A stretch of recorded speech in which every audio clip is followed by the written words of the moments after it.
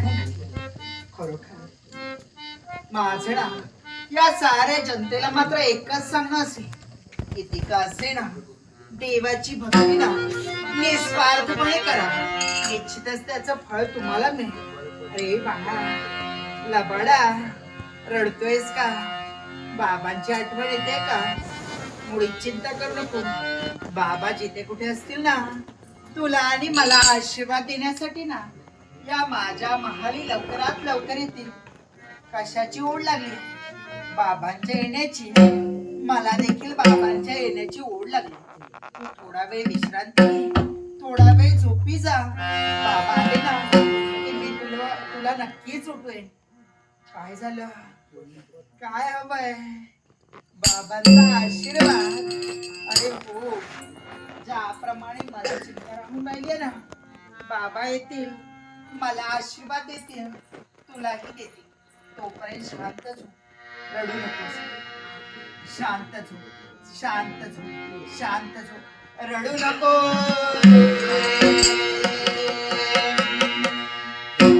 राजसभा रडू नको.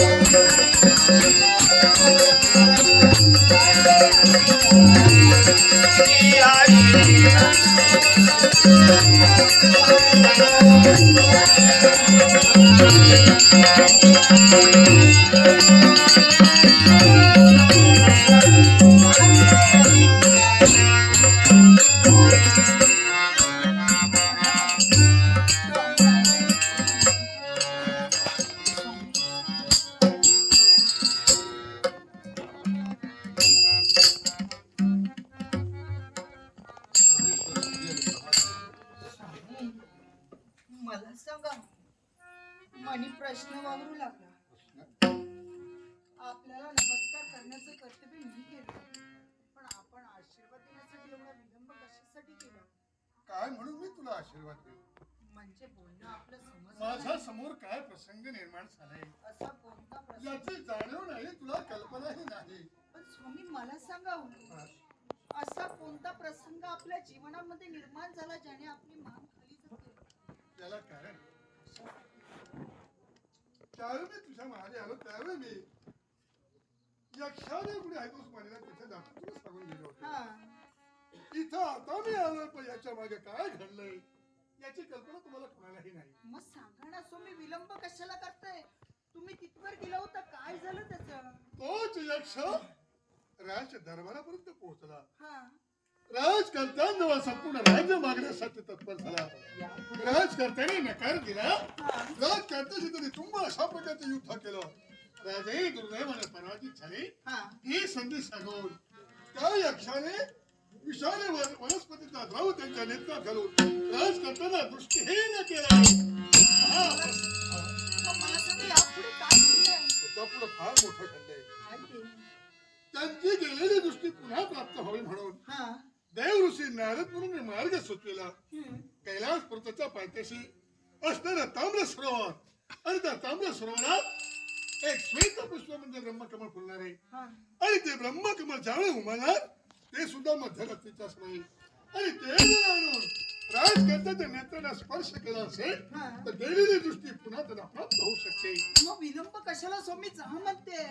आपलं आद्य कर्तव्य तुमचं कर्तव्य आहे की ते फूल आणून त्यांना देणं आणि त्यांचं रक्षण करणं तुमचं कर्तव्य. माझ्या मागे काय तेव्हा कशासाठी? ते आमच्या कर्तव्याला आम्ही कधी विसरणार नाही. मग काय झालं? आणि तेच कर्तव्य पूर्ण करण्यासाठी हा युवराज आणि मी आम्ही दोघेही तिथं गेलो.